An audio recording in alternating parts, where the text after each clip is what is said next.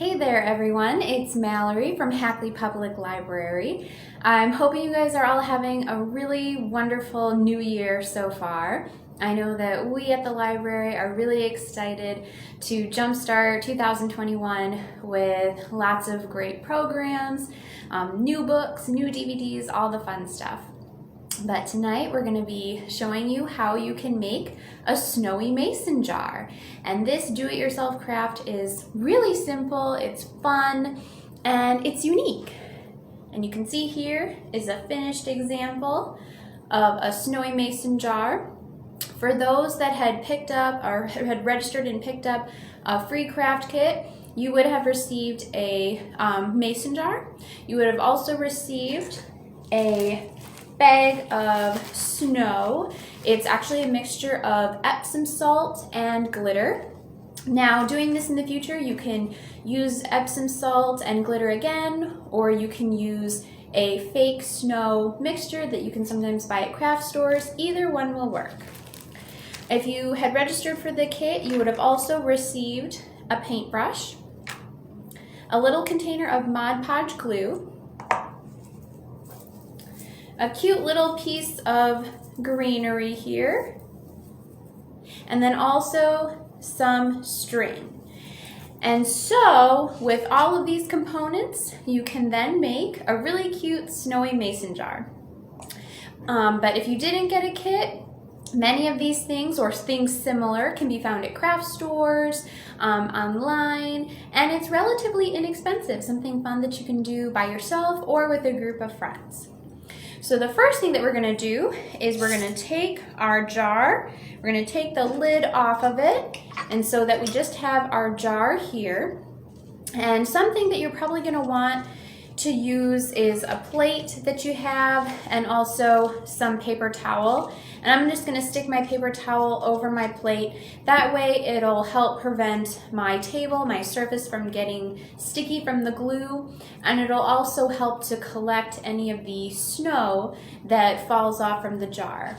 So the first thing that we're going to do is I'm going to take my container of glue and open it and my paintbrush, and I'm going to start gluing the outside of the jar. Now, it might be a little bit of a tedious process because you want to make sure that you get glue on all parts of the outside of your jar, and you want to make it as evenly smooth as possible. You don't necessarily want to have a ton of clumps of glue because then your Epsom salts might be sticking out in certain areas as opposed to not in other areas of the jar. So you want to make it be as smooth as possible. So I'm just going to take my paintbrush and stick it in my glue and then just kind of go up and down, putting the glue on my jar here. And I'm going to continue that all the way around my jar, but see how I'm doing it in kind of a smooth pattern. I'm making sure that there aren't a lot of lines of glue showing, that it's going to be kind of a smoother process on my jar here. And you're going to want to have enough glue on there to where it'll hold in place your Epsom salt and glitter snow.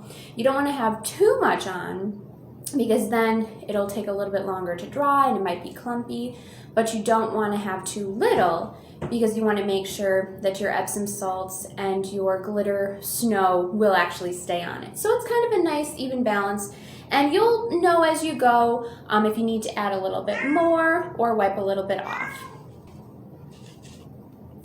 Okay, so as I'm putting the glue on my jar, I do want to say one thing that I forgot earlier. You are going to want to grab a spoon. Now this spoon is what you're going to use to scoop your snow out of the bag and then put it on your jar. And we'll show you how in just a little bit. But as I continue to put the glue on my jar, remember how I mentioned you want to have that nice balance between having too much glue or too little glue. You definitely want to make sure you have enough to where your snow will stick. Because if you have too small of a layer of glue, there's nothing that your snow is going to be able to adhere to. So just make sure that you don't have globs and globs, but you want to have enough to where your snow can stick. So kind of just that great layer. And remember, trying to make it as smooth as possible. It doesn't have to be perfect, of course, but just trying to make it as smooth as possible with a nice kind of balanced layer of glue. So I'm just going to continue putting this around, and you can go around your jar more than once. If you see spots that are uneven or spots that don't have enough or too much, you can always go around and try to add more. But just remember that you want to do this in kind of a relatively timed manner, because you don't want to let your jar sit for too long because you don't want the glue to start to dry. So I'm just kind of going around still, and I'm going all the way from kind of that top edge here, see right there, all the way to the bottom. I'm not putting any glue around this top because we're going to be wrapping our string or our twine around there. So I'm just kind of putting the glue all around in all the other spots, not on the bottom, of course.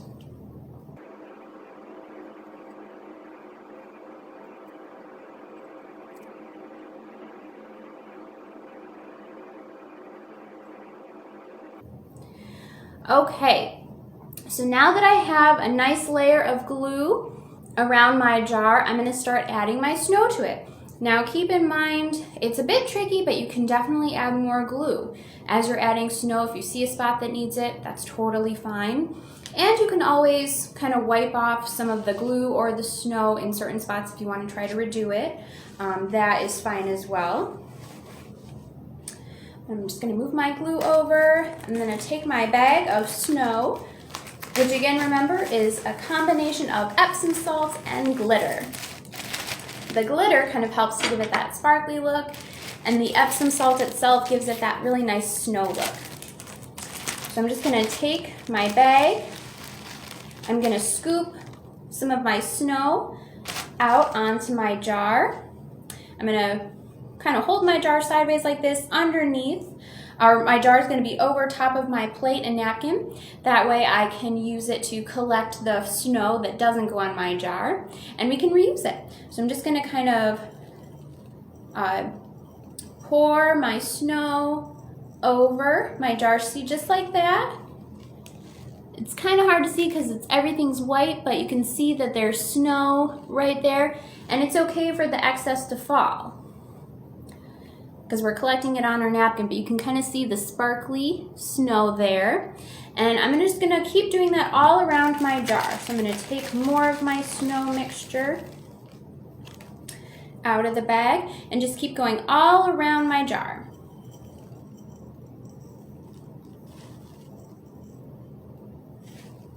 And again, you can just let the excess snow fall onto your paper towel, onto your plate.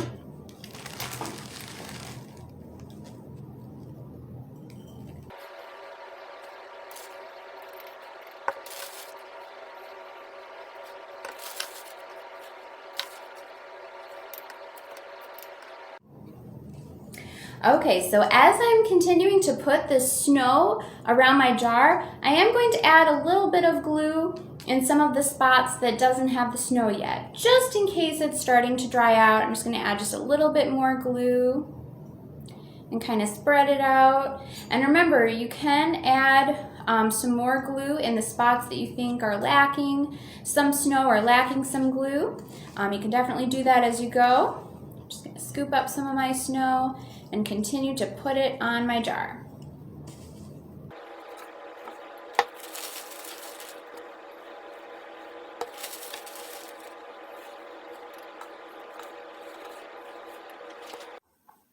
Okay, so now we have our jar full of snow, which again is a nice mixture of Epsom salt with glitter.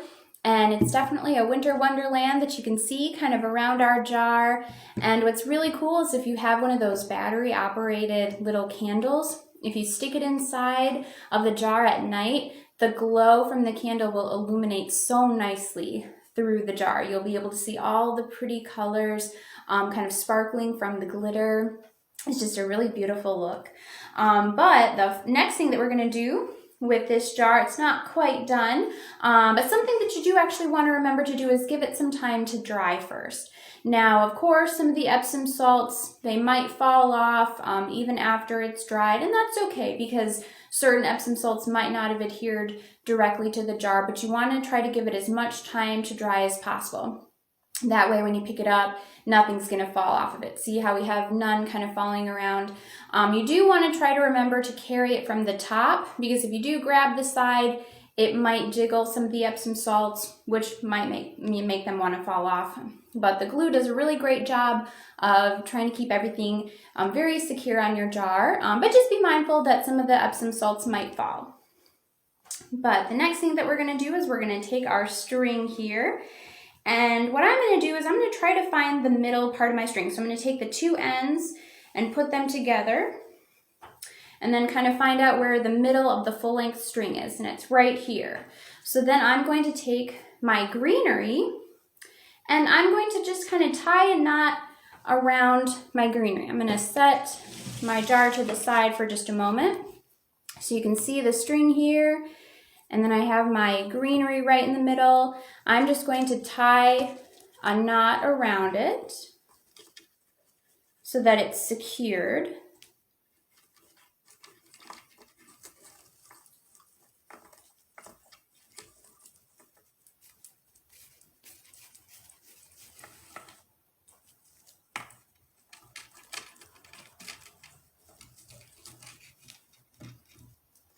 Okay, so you can see on the back here, see it's tied right there.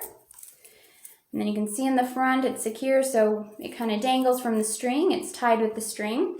So now what I'm going to do is I'm going to decide if I want to have my greenery kind of facing down or up or to the side. Either way is fine, whatever you prefer. So I'm going to take my greenery and kind of put it to the side, I think. And then I'm going to take the ends of the string here, and I'm going to just kind of wrap it around. So see how it's wrapping around the top. Now, once you do this, be mindful that some of the Epsom salts might fall off if they're being rubbed against this greenery, and that's okay. We're still doing it over our paper towel here, so it'll collect any of the Epsom salts that fall. But see here how I'm wrapping the string around the top portion, and I'm just going to keep wrapping it. Now first, I am going to do a knot just to kind of help secure it in place. So once I go around one time, I'm going to pull my string up. It's kind of a long string, remember, so you can do as little or as much as you want. There we go. But I'm going to do a little bit of a tie, not a full knot, but I'm going to tie it to secure it. And then what I'm going to do is I'm going to keep wrapping my string around the top. See how I'm just kind of going around? And you might have to situate it a little bit because of the greenery that has the stem, but that's okay. So just keep wrapping it around like this. Your two ends of your string are kind of going to meet in the middle as you go around. And remember, again, you can use as little or as much of the string as you want that you were provided, or if you have more, you can always add more. I like to give it a kind of a fuller look with the string. I think it gives it a nice kind of touch to it. But you're definitely going to want to leave enough string at the end to tie a bow if that's what you'd like. So I'm just kind of eyeballing it, seeing how many times I can wrap it around and still have enough for a bow. So I think I'm going to stop here. So you can see we have the string wrapped all around the top part of the mason jar. And I'm going to take what's left of my string and make a bow, kind of right above where my greenery is. So if you can kind of see here, I'm going to do a knot right above my greenery. And then now I'm going to also make a bow. And it can be a loose bow, a tight bow, whatever you prefer. I'm going to make mine a little bit tight, not have a huge bow.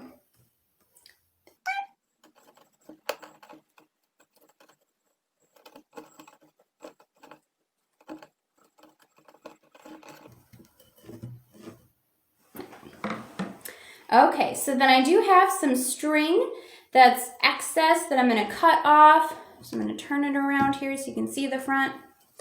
And then I'm going to cut just parts of the string off that I don't want. So I'm going to cut there and cut here. I'm actually going to pull this bow a little bit to make it a little bit smaller so it kind of matches more of the size of this one. And then cut some of that excess off again. And they have a little bit of a strand in the back that I'm going to cut off. And there you have it. Now what you can also do is add a little bit of Mod Podge glue right to the top area and then press your string down. That'll definitely help to keep the string in place on the top portion. So I'm just going to wipe my paintbrush off just a little bit and then add just a very little bit of the Mod Podge glue. You can see right at the top here. And then kind of hold my string in place. Hold it, for maybe 30 seconds to a minute. And then it'll also, adhere over the time that it's air drying. But this just kind of helps to keep the string in place. But the good thing about the string is it's wrapped around the jar so many times that it really does want to kind of stay in place even by itself without the help of the glue.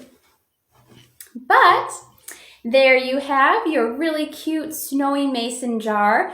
Very festive, something that you can use during Christmas time, the holiday season, but really also just during winter time, because winter is definitely known for snow around here, and it just makes for such a beautiful little home decoration. So we hope you enjoyed this, and for those that had the kit, if you have any snow left over, you can probably make another mason jar. If you have it, or in any jar that you have at home, you can use the extra glue and the Epsom salts and glitter to make another snowy mason jar. This is something that's really simple, really fun to do at home by yourself or with friends or family, and it really is something that's very festive. So thank you guys again so much for joining us this evening in learning how to make a snowy mason jar. We hope you had fun, and feel free to share a picture of your snowy mason jar in the comments, and let us know what crafts that you might be interested in the future as well. And we hope that you've been enjoying our programming also with Hackley Library.